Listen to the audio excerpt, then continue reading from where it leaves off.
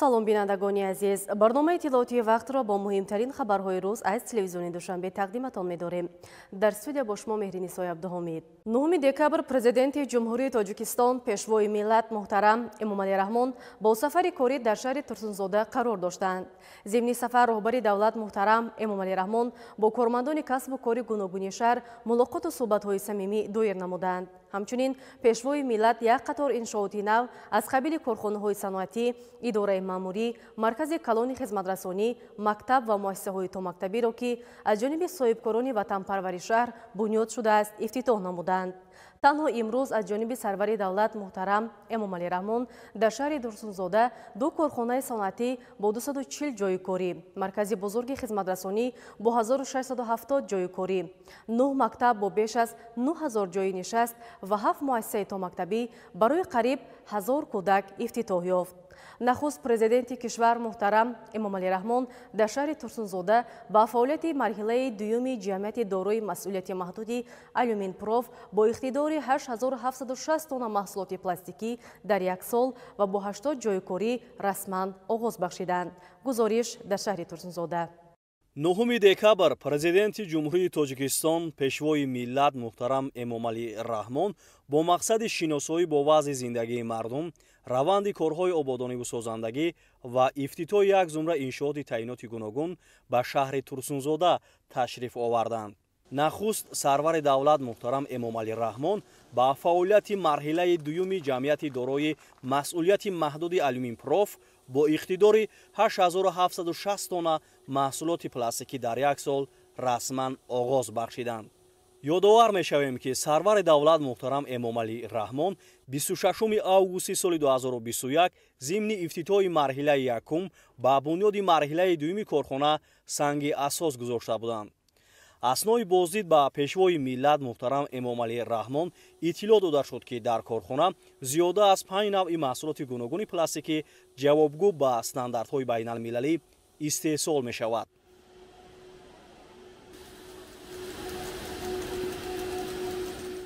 шароити фароҳамгарда барои мо соҳибкорон имконият медиҳад ки бо бунёди корхонаҳои саноатӣ дар татбиқи амалишавии ҳадафи чоруми стратегии ҳукумати ҷумҳурии Тоҷикистон саноатикунонӣ бо суръати кишвар саҳми арзандаи худро гузорем. аз ин рӯ барои ин дастгириҳо ва шароити фароҳамгарда ба пешвои миллат муҳтарам Эмомалӣ Раҳмон миннатдорӣ баён менамоем. дар корхонаи мо технологияи муосир насб карда шудааст ва дар ин корхона 5 навъи маҳсулот истеҳсол мешавад. мо нақша дорем ки дар марҳилаи сеюми корхона таҷҳизотҳо аз ҷумҳурии чин, олмон ва англия воридот намоем. марҳилаи сеюми корхонаи Алюминпроф бо маблағи 70 миллион сомонӣ бунёд мегардад. корхона аз ҷумлаи иншооти саноатӣ ба ифтихори ҷашни бошукӯҳи миллӣ 35-солагии истиқлоли давлатии ҷумҳурии Тоҷикистон маҳсуб ёфта ба амалишавӣ бо самари солҳои 2022-2026 солҳои рушди саноат мусоидат мекунад. фаъолияти мунтазами марҳилаи дуюми корхона талаботи бозори дохилиро бо 5 намуди маҳсулоти босифати ватании ивазкунандаи воридот аз ҷумла профилҳои пластикӣ, лӯлаҳои пластикӣ, резин, бутил ва ғайра таъмин намуда ба паст шудани нархи он мусоидат мекунад. ҳоло барои фаъолияти самарабахш ва коркарди босифати маҳсулоти корхона зиёда аз 80 мутахассиси маҳаллӣ бо кори доимӣ таъмин гардид ки аз ин 35% онҳоро занон ташкил медиҳанд. маҳсулоти корхона 100% содирот карда мешавад. мақсади асосии мо ҷдмм Алюминпроф дар он аст ки истеҳсолотро дар ҳаҷми зиёд кардан ва маҳсулотҳои истеҳсолшударо дар дохили кишвар таъмин намоем. маҳсулотҳои зиёд истеҳсолшударо бар хориҷи кишвар содирот намуда бар он ҷо маҳсулотҳои ватании худро муаррифӣ намоем. дар корхона намудҳои гуногуни профилҳои пластикӣ ва резин барои васли қисмҳои алоҳидаи дару тиреза, насби қисмҳои гуногуни мебел, лӯлаҳои пластикӣ барои интиқоли об дар биноҳои баландошона ва боз чандин номгӯи маҳсулоти дигар истеҳсол карда мешавад. бо бунёди корхонаи саноатӣ ҷамъияти дорои масъулияташ маҳдуди Алюминпроф ما متخصصان محلی امکانیت پیدا کردیم که صاحب جای کار و معاش خوب گردیم. از این لحاظ میانه‌داری خود را به صاحبکاران وطندوست کشور و به واسطه به پیشوای معظم ملت محترم امام علی رحمان برای فراهم آوردن جای کاری اظهاری میانه‌داری بیان می‌نماییم. роҳбари давлат муҳтарам эмомалӣ раҳмон зимни шиносоӣ таъкид намуданд ки барои бозҳамзиёд намудани ҳаҷми истеҳсол беҳсозии сифати маҳсулот ва коҳиш додани нархи он таваҷҷӯҳи хос зоҳир гардад. дар ҳамин ҷо бо иштироки президенти ҷумҳурии тоҷикистон муҳтарам эмомалӣ раҳмон лоиҳаи бунёди марҳилаи сеюми ҷамъияти дорои масъулияти маҳдуди алюминпроф муаррифӣ карда шуд. зимни муаррифӣ иттилоъ дода шуд ки марҳилаи сеюм аз 4 коргоҳ иборат буда тавассути он коркарди солонаи алюминӣ ба 8000 тонна расонда мешавад. пас аз мавриди истифода қарор додани марҳилаи сеюми корхона шумораи кормандон ба 300 нафар расонида мешавад. мо доим умед мекардем ки барои мо занҳои хонашин чунин корхонаҳо бунёд шавад ва орзуи мо амалӣ шуд. бо фаъолият дар корхона ҳам касбу ҳунар омӯхта инчунин рӯзғори худро пеш мебарем. дар марҳилаи баъдӣ дар ин корхона номгӯи нави маҳсулоти саноатӣ аз алюминӣ истеҳсол карда мешавад. масъулин аз таваҷҷӯҳ ва дастгириҳои доимии пешвои миллат муҳтарам эмомалӣ раҳмон нисбат ба рушди соҳаи саноат миннатдорӣ намуда барои афзун кардани ҳаҷми маҳсулоти рақобатпазир ва саҳмгузорӣ дар раванди татбиқи босамари соҳа дастуру тавсияҳои мушаххас гирифтанд.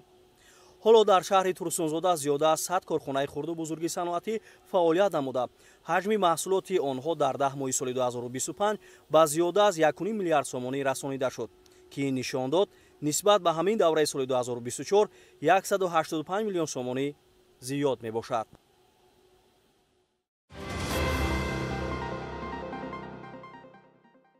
9 декабр президенти ҷумҳурии тоҷикистон пешвои миллат муҳтарам эмомалӣ раҳмон дар деҳаи регари шаҳри турсунзода муассисаи таҳсилоти миёнаи умумии рақами 23-ро мавриди истифода қарор доданд. 9 декабр президенти ҷумҳурии тоҷикистон пешвои миллат муҳтарам эмомалӣ раҳмон дар деҳаи регари шаҳри турсунзода муассисаи таҳсилоти миёнаи умумии рақами 23-ро мавриди истифода қарор доданд. иншоот дар идомаи ташаббусҳои раҳнамунсози роҳбари давлат дар самти беҳсозии фазои таълиму тарбия ва рушди соҳаи илму маориф бо саҳми сокинон ва соҳибкорони саховатпешаю ватандӯст сохта шудааст. иттилоъ дода шуд ки сохтмони иншооти мазкур соли 2021 оғоз гардида буд. имрӯз шодӣ хурсандии аҳли деҳа, хонандагон, мо омӯзгорон, падару модарон ҳадду канор надорад. хеле ки дида истодед, мо як бинои муҳташам соҳиб шудем. ин орзуи чандсолаи мо буд. бинои соли 1946 сохта шуда буда, бисёр фарсудаву кӯҳна буда, барои хондан, таълим гирифтани хонандагон ягон шароит надошт. мо як таълимгоҳе соҳиб шудем ки ҳама шароит муҳайё, ҳама таҷҳизотҳо замонавӣ, синфҳои васеъ барҳаво, обод, зебо. барои ин ман аз номи омӯзгорони муассисаи рақами 23, хонандагон, падару модарон, аввала ғамхории падаронаи муҳтарам ҷаноби олии пешвои миллат, ҳукумати ҷумҳурии тоҷикистон, шахсони саховатманд миннатдории худро баён менамоям. افتتاح بینای نوی مؤسسه تعلیمی برای ما یک رویداد خیلی مهم میباشد. بینای مذکور در پرتو غمخوری‌های پیوسته پیشوای ملت پرزیدنت جمهوری تاجیکستان محترم امامعلی رحمان و استفاده داده شد. این اقدام پیش از همه برای بهتر نمودن شرایط تحصیل و فراهم آوردن محیط معاصر برای خوانندگان روانه شده است. از این خاطر منتداری خود را به پیشوای محبوب تاجیکان جهان محترم امامعلی رحمان میرسانم که چنین مؤسسه زیبا را برای ما افتتاح نمودند. مؤسسه نوی ساحه معارف امکانی در بهترین شرایط به تحصیل فرا گرفتن نسل آینده ملت را دارد. 20 صنفخانه مجهز با مهمترین لوازمات خوانش برای 1056 خواننده در 2 بخش پیش بینی شده است. منتداری خود را ба асосгузори сулҳу ваҳдати миллӣ пешвои миллат ҷаноби олӣ президенти ҷумҳурии тоҷикистон муҳтарам эмомалӣ раҳмон мерасонам ки баҳри мо хонандагон чунин муассисаи зебову замонавиро тӯҳфа намуданд ва инчунин баҳри мо ҷавонон озмунҳои гуногунро ташкил намуда завқу руҷӯи моро ба китобу китобхонӣ зиёд мекунанд.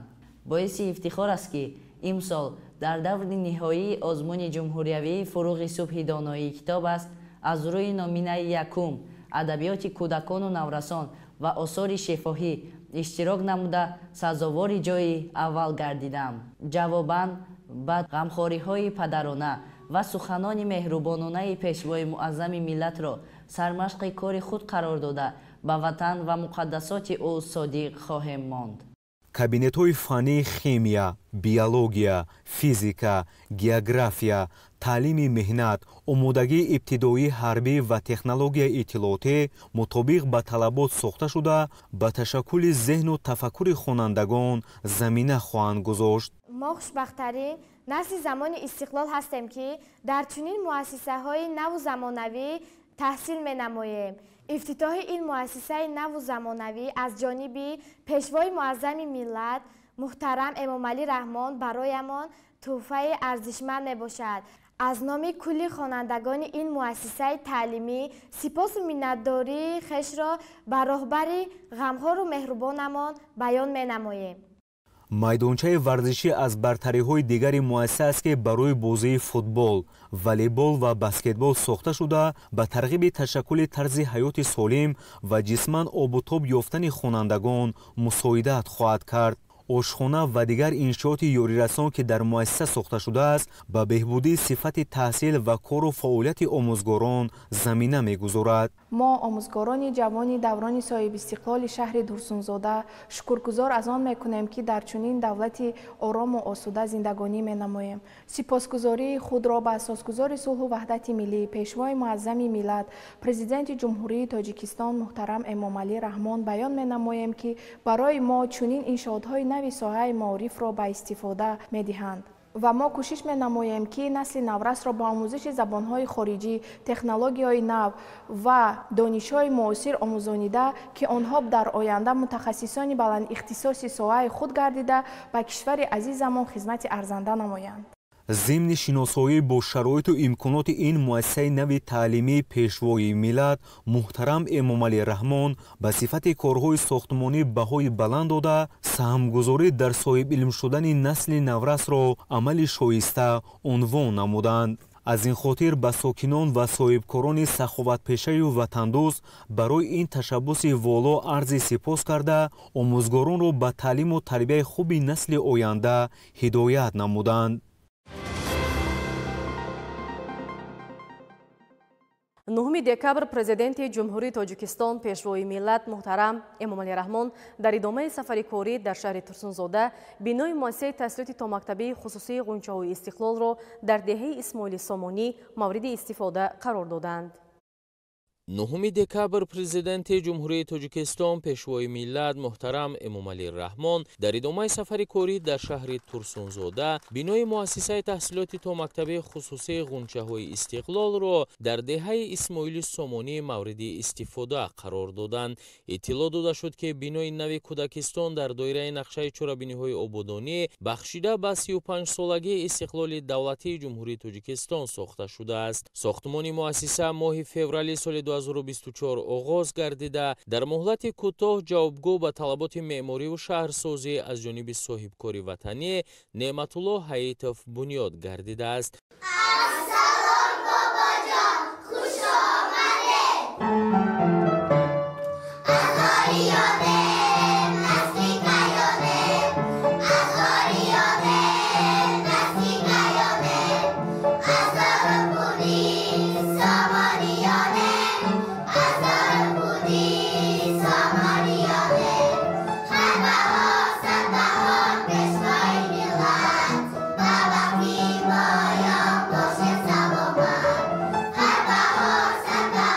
Пешвои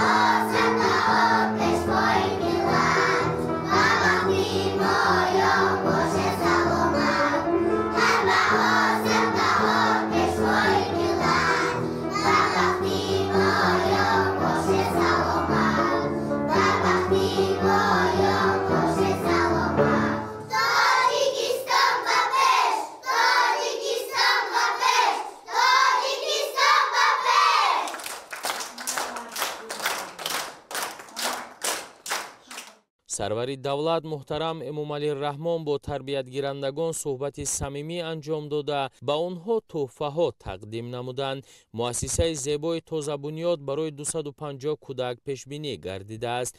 در انشاءات برای انکشاف ذهنی کودکان، از خود کردن دانش‌های زمانوی و مشغول شدن آنها به بازی‌های گوناگون شوق‌آور شرایط خوب فراهم آورده شده است. همه حجره‌های تعلیمی باغچه با لوازمات ضروری از جمله میز و کرسی و هر گونه بازیچه‌های کودکانه تأمین بوده. آموزش در آن با زبان‌های تاجیکی، روسی و انگلیسی صورت می‌گیرد. پیشوای ملت محترم امامعلی رحمان از صنفخانه‌ها، حجره‌های خواب و شرایط عمومی این مؤسسه تحصیلات تا مکتبی نو و زمانوی دیدن نموده با مسئولین برای تعلیم و تربیت درست کودکان دستور و توصیه‌ها دادند. همه این تدبیرها از سیاست خردمندانه و غمخوری‌های پیوسته پیشوای ملت محترم امامعلی رحمان نسبت به ساحه معارف تا مکتبی و تربیت نسل نو را سرچشمه می‌گیرند. دستگیری همه‌جانبه حکومت کشور به ما امکان داد تا این مؤسسه را با شرایط معاصر، انفراساختار ضروری و محیط سالم برای 250 کودک مهیا نماییم. ما من بعد نیز کوشش میکنیم که به این غمخوری‌ها پاسخ شایسته داده سطح و صفت تعلیم و تربیت را در کودکستان غنچه‌های استقلال باز هم بهتر گردانیم. خدمت به نسل آینده ساز برای ما شرف و مسئولیت بزرگ است. در کودکستان نو 35 پرستار و دیگر متخصصان ورزیده ساحه با کار تأمین شدند. با استفاده دادن مؤسسه تحصیلات تا مکتبی غنچه‌های استقلال یک بخش مهم تدبیرهای سازنده حکومت جمهوری تاجیکستان در سمت بلند برداشتن سطح و صفت تحصیلات تا مکتبی می باشد. ساختمان چنین انشاءات اجتماعی شهادت توجه پیوسته پیشوای ملت به کودکان نسل آینده سازی ملت به شمار می رود. در صحن حوله باغچه 2 ایوانچه، نقطه‌های بازی کودکان و دیگر واسطه‌های دلخوشی ساخته شده است. حدود مؤسسه همچنین با گل و درختان آرایشی سبزکاری شده است. طبق لایحه در مؤسسه برای 6 گروه حجره‌های خواب، موسیقی، رقص، رسامی، تالاری ورزشی، حوض شناوری زمستانه و میدانچه بازی ساخته شده. همچون تحفه ارزنده به کودکان خوش‌طالع زمانی صاحب استقلالی تقدیم شد. افتتاح کودکستان غنچه‌های استقلال نشانه توجه پیوسته حکومت مملکت به رشد ساحه معارف است. ما برای 250 کودک شرایط معاصر، برنامه‌های تعلیمی با صفت و دسته متخصصان با تجربه را آماده نموده‌ایم. هدف ما فراهم آوردن محیط سالم، بهتر و سازنده برای نسل آینده‌ساز مملکت است. ما نقشه داریم که روند تعلیمی را با اصولهای نوی پداگوژی و برنامه‌های انکشاف ذهنی غنی گردانیم. با پیشوای معظم ملت محترم امامعلی رحمان منتداری صمیمانه خویش را می‌رسانیم و وعده می‌دهیم که نسل آینده ساز وطن را در روحیه وطندوستی خویشتن‌شناسی تربیت نماییم. پرزیدنت جمهوری تاجیکستان محترم امامعلی رحمان اثنای شناسایی با شرایط فراهم شده به صفت کارها بهای بلند داده ابراز داشتند که تحصیلات تا مکتبی برای تشکل قابلیت ذهنی نورسان مرحله خیلی مهم به شمار می رود. افتتاح این کودکستان نو نه تنها برای کودکان شرایطی موثر فراهم آورد، بلکه برای ما مربیان نیز امکان رشد، تکمیل مهارت کسبی و خدمت به نسل آینده ساز را دوچند نمود. همه این شرایط ها از غمخوری‌های پیوسته پیشوای ملت محترم امامعلی رحمان سرچشمه گرفته ما را وادار می‌سازد که ما مسئولیت بلند، مهربانی و صدق به تعلیم و تربیت کودکان مشغول شویم. من همچون مربی از چنین اعتماد و دستگیری ها می‌ندار بوده وعده می‌دهم که برای بلند برداشتن سطح تعلیمی تربیتی و فراهمسازی محیط سالم برای هر یک کودک تمام نیرو و دانش خود را روانه میکنم. تأکید گردید که وسعت چنین اقدام‌های وطن دوستانه در سمت اجرای طلبات استراتژی ملی رشد جمهوری تاجیکستان برای دوره تا سال 2003 بهره فراگیری هرچی بیشتر کودکان با تحصیلات تا مکتبی سهم گذار خواهد بود. السلام ای ملتی فرخندوس، دیدنی دیدارتان ما را نکست. السلام ای چهره های نورباد، هستی ما راهی ها کی دوست. ای دوست بر درگاه ما خوش آمدید، خوش آمدید. ای بخت، ای داد خدا، خوش آمدید، خوش آمدید. شادم از دیدارتان، از لطف و از گفتارتان. پر فیض گرده این مکان، از پاکی پندارتان. ای سروری سربانی ما، ای امامعلی رحمانی ما. شو تاجیکستان شولوا، با نام تو در بخوفه. شکری استقلال و سرور میکنه، شکری آبادی کشور میکنه. با پرزیدنت جمهوری تاجیکستان محترم امامعلی رحمان اطلاع داده شد که مؤسسه تحصیلات تا مکتب خصوصی غنچه‌های استقلال با بوخانه، آبوکورز و منوره آب با ظرف غنجای 600 تن تامین است. آب تازه آشامیدنی از زیر زمین از چقوری 150 متر برآورده شده است. همچنین با خط دائمی برق پیوست بوده. علاوه بر این طریق پنل های آفتابی و گنراتور خودکار نیز مؤسسه با برق دائمی تأمین می باشد. در مجموع نظام گرمیدهی انشاءات معاصر بوده. در آن فرش های گرمیدهی بوغی وصل کرده شده است. افتتاح کودکستان زمانوی را پیشوای ملت محترم امامعلی رحمان تحفه ارزشمند نامیده به صاحبکار همت بلند برای این اقدام نکو عرض سپاس نمودند. از مربیان دعوت کرده شد که با استفاده از شرایط مساعد کودکان را در روحیه وطن دوستی تربیت نمایند تا آنها در آینده برای پیشرفت تاجیکستان صاحب استقلال سهم ارزشمند خود را گذارند.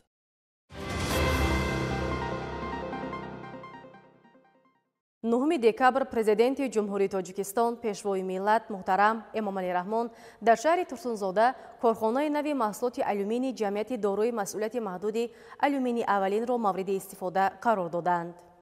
9 декабр президенти ҷумҳурии тоҷикистон пешвои миллат муҳтарам эмомалӣ раҳмон дар шаҳри турсунзода корхонаи нави маҳсулоти алюминии ҷамъияти дорои масъулияти маҳдуди алюминии аввалинро мавриди истифода қарор доданд. корхонаи мазкур аз ҷониби соҳибкори ватанӣ Азизов Хуршед дар якҷоягӣ бо ширкати хориҷии Трекс Муҳандислик ба истиқболи сазовор аз ҷашни бузурги миллӣ 35-солагии истиқлоли давлатӣ дар масоҳати умумии 6.2 гектар замин бунёд шудааст. корҳои бунёдӣ дар корхонаи маҳсулоти алюминӣ аз моҳи октябри соли 2022 оғоз гардида дар муҳлати муайяншуда бо сифати баланд бунёд гардидааст. иншооти нав дар ҳудуди шаҳри Турсунзода бунёд шуда яке аз корхонаҳои муҳими саноати коркарди алюминӣ дар мамлакат ба шумор меравад. иттилоъ доданд ки корхона бо хатҳои пешрафтаи технологӣ муҷаҳҳаз буда имконият дорад 40 намуд профилҳои алюминӣ ва дар як сол 10,000 тонна маҳсулоти баландсифат истеҳсол намояд. бо ба кор даромадани корхона барои сокинони маҳаллӣ 160 ҷойи кори доимӣ омода шудааст. мо дар раванди кор технологияи нави коркард ва коркарди дуюмро истифода мебарем ки сифати нихонии маҳсулотро хеле боло мебарад. ба шарафати ин иқдом танҳо дар марҳилаи аввал садҳо ҷойи нави корӣ таъсис дода шуданд. кормандони мо омӯзонида шуда имкони баланд бардоштани малакаи касбӣ доранд. мехоҳам изҳор намоям ки мо минбаъд низ фаъолияти худро идома дода барои рушди иқтисодиёт, таъмини бозор ва маҳсулоти ватанӣ ва эҷоди ҷойҳои корӣ саҳми худро мегузорем. маҳсулоти корхона ҷавобгӯи стандартҳои байналмилалӣ буда дар баробари таъмини бозори дохилӣ имкони содирот ба кишварҳои хориҷиро низ фароҳам месозад. пешвои миллат муҳтарам эмомалӣ раҳмон дар ҷараёни шиносоӣ бо раванди истеҳсол аз бахшҳои асосии корхона дидан намуда ҷараёни технологӣ, сатҳи омодагии мутахассисон ва имкониятҳои рушди минбаъдаро таҳлил карданд. таъкид гардид ки бунёди чунин корхонаҳои коркард қадами устувор дар ҷодаи саноати кунонии босуръати кишвар мебошад. ифтитоҳи ҷамъияти дораи масъулияти маҳдуди алюминии аввалин боз як қадами муҳими амалисозии сиёсати созандаи роҳбарияти давлат дар роҳи таҳкими иқтидори иқтисодии тоҷикистон арзёбӣ мешавад. дар фарҷом сарвари давлат муҳтарам эмомалӣ раҳмон аз намоиши маҳсулоти корхонаҳои саноатии шаҳр дидан карданд. дар он корхонаҳои маҳаллӣ маҳсулоти худ, навовариҳо ва имкониятҳои истеҳсолиашонро ба намоиш гузоштанд. зимни шиносоии сарвари давлат муҳтарам эмомалӣ раҳмон ба масъулин доир ба рушди минбаъдаи саноат коркарди ашёи хоми ватанӣ бахусус алюминии аввалия ивази воридот ва афзун намудани ҳаҷми содироти маҳсулоти тайёр дастуру тавсияҳо доданд. 9 декабр президенти ҷумҳурии тоҷикистон пешвои миллат муҳтарам Эмомалӣ Раҳмон зимни сафари корӣ ба шаҳри Турсунзода дар маркази шаҳр бинои нави раёсати минтақавии агентии назорати давлатии молиявӣ ва мубориза бо коррупсияи ҷумҳурии тоҷикистон дар гурӯҳи ноҳияҳои водии Ҳисорро ифтитоҳ намуданд. 9 декабр президенти ҷумҳурии тоҷикистон пешвои миллат муҳтарам Эмомалӣ Раҳмон зимни сафари корӣ ба шаҳри Турсунзода дар маркази шаҳр бинои нави раёсати минтақавӣ агентии назорати давлатии молиявӣ ва мубориза бо коррупсияи ҷумҳурии тоҷикистон дар гурӯҳи ноҳияҳои водии Ҳисорро ифтитоҳ намуданд. бинои зебои нав бунёд аз 10 ҳуҷраи корӣ, китобхона, маҷлисгоҳ, ошхона, толори варзишӣ барои пешбурди ҳаёти солим, хонаҳои истиқоматии хизматии дуҳуҷрагӣ ва дигар иншооти ёрирасон иборат мебошад. сохтумони бинои нав моҳи январи соли 2024 оғоз гардида, моҳи ноябри соли 2025 дар муҳлати муайян гардида бо сифати баланд ҷавобгӯ ба талаботи муосир бунёд шудааст. боиси ифтихор аст ки имрӯз бо ташаббус ва иштироки беосои президенти ҷумҳурии тоҷикистон пешвои маҳбуби миллат муҳтарам Эмомалӣ Раҳмон бинои сеҳошонаи замонавию барҳаво муҷаҳҳаз бо тамоми шароитҳои лозимаи корӣ барои мо кормандон дар шаҳри Турсунзода ифтитоҳ ва мавриди истифодабарӣ қарор дода шуд. ба пешвои муаззами миллат муҳтарам Эмомалӣ Раҳмон миннатдории худ ва кормандони шуъбаи агентии назорати давлатии молиявӣ ва мубориза бо коррупсияи ҷумҳурии тоҷикистон дар шаҳру ноҳияҳои водии Ҳисорро барои фароҳам овардани шароити мусоид ҷиҳати беҳтар намудани шароити корӣ иброз менамоям. ин ҳадияи арзишманди пешвои миллат ба ҷашни 35-мин солгарди истиқлоли давлатӣ ва кормандони агентӣ тақдим гардид, ки боиси сарбаландии мо гардида моро водор месозад ки бо истифода аз тамоми имкониятҳои мавҷуда, донишу малакаи касбӣ ва меҳнати софдилонаю содиқона сиёсати пешвои миллатро амалӣ намуда масъулияти моро ҷиҳати дар амал татбиқ намудани дастуру супоришҳои сарвари давлат, баланд бардоштани эътимоди аҳолӣ ба мақомоти давлатӣ ва афзоиши самаранокии муқоимат ба коррупсия дучанд мегардонад. иншооти нав тӯҳфаи арзишманди ҳукумати кишвар ба истиқболи сазовори ҷашни бузургу пуршукӯҳи миллӣ 35-солагии истиқлоли давлатӣ арзёбӣ гардид. зимни суҳбат бо масъулин ва кормандони агентии назорати давлатии молиявӣ ва мубориза бо коррупсияи ҷумҳурии тоҷикистон дар шаҳру ноҳияҳои водии Ҳисор пешвои миллат муҳтарам Эмомалӣ Раҳмон барои тақвияти фаъолият, таъмини амнияти иқтисодӣ ва риояи ҳуқуқу озодиҳои инсон ва шаҳрванд, назорати риояи қонуният, ҳимояи дастовардҳои даврони истиқлолият ва пешгирӣ аз ҷинояту ҷинояткорӣ ба кормандон дастуру тавсияҳо доданд. имрӯз бо иштироки асосгузори сулҳу ваҳдати миллӣ пешвои миллат президенти ҷумҳурии тоҷикистон муҳтарам Эмомалӣ Раҳмон бинои нави шуъбаи агентии назорати давлатии молиявӣ ва мубориза бо коррупсияи ҷумҳурии тоҷикистон дар шаҳру ноҳияи водии Ҳисор ба истифода дода шуд.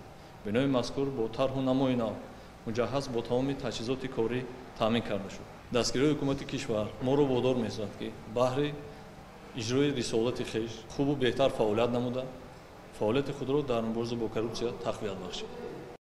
таъкид гардид ки кормандони агентӣ бояд вазифаҳои хизматии худро содиқонаву софдилона дар назди ватан ва мардум иҷро намоянд.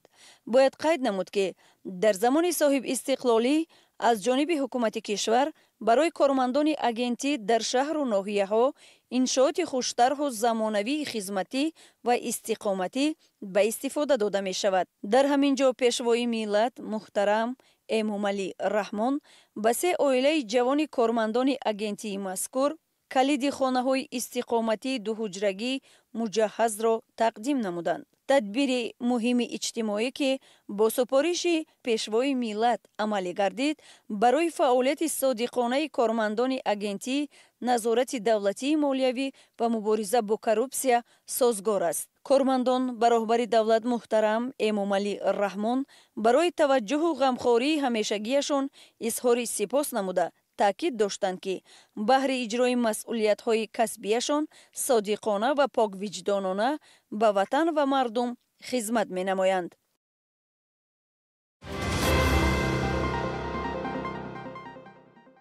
дар толори муассисаи давлатии таълимии мактаби бачагонаи санъат ба номи Одина Ҳошим маросими ҷамъбаст ва ҳавасмандгардонии ғолибони олимпиадаҳои фанӣ дар соли 2025 дар ноҳияи Синои шаҳри Душанбе роҳандозӣ гардид ки дар ҷараёни он ғолибон бо медалу диплом ва сипосномаҳо қадрдонӣ шуданд. дар маросими ҷоизасупории роҳбарияти мақомоти иҷроияи ҳокимияти давлатии ноҳияи Сино шуъбаи маърифи ноҳия, роҳбарияти маркази дарёфт ва рушди истеъдодҳои назди сарраёсати маърифи шаҳри Душанбе ва роҳбарони муассисаҳои таҳсилоти миёнаи умумии ноҳия, меҳмонону волидайн ва ғолибони олимпиадаҳо ҳузур доштанд. дар оғоз масъулин зимни суханронӣ таъкид намуданд ки ҳадаф аз баргузории озмуни олимпиадаҳои мазкур баландбардоштани шавқу рағбати хонандагон ба илмомӯзӣ, ташаккули тафаккури мантиқии хонандагон, дарёфт намудани хонандагони балоиқат ва рушди қобилияти зеҳнию эҷодии онҳо ба ҳисоб меравад. ин аст ки ҷиҳати баргузории озмуни олимпиадаи фанӣ дар ҳудуди ноҳия нақши шуъбаи маърифи ноҳияи Сино ва муассисаи давлатии маркази дарёфт ва рушди истеъдодҳои ноҳия хеле назаррас буда, ҷиҳати дар сатҳи баланд ва шаффоф баргузор кардани олимпиадаҳо чораҳои мушаххас андешида мешавад.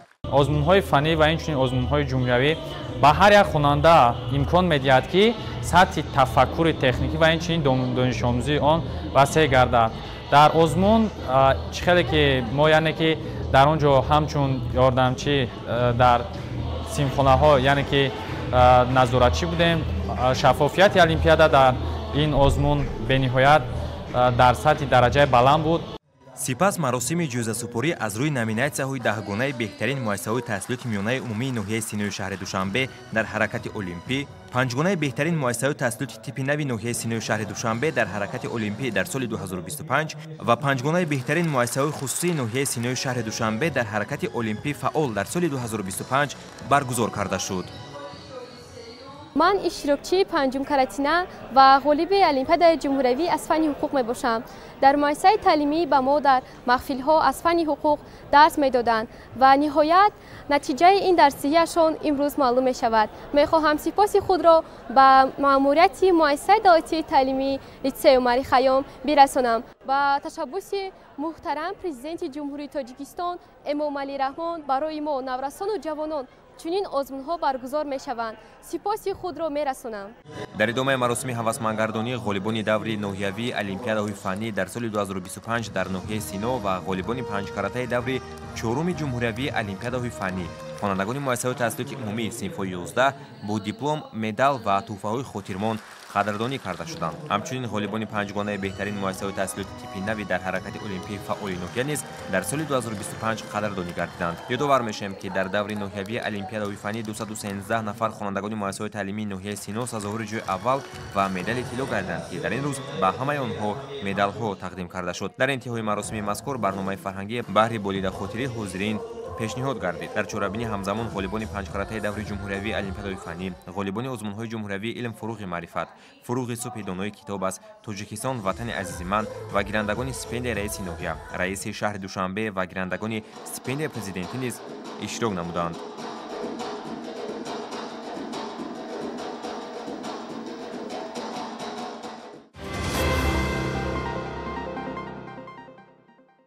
бинандагони азиз, ин буд ҳамаи он хабару гузоришҳое ки тӯли чанд лаҳза тақдими шумо намудем. хунободу сарбаланд бошед.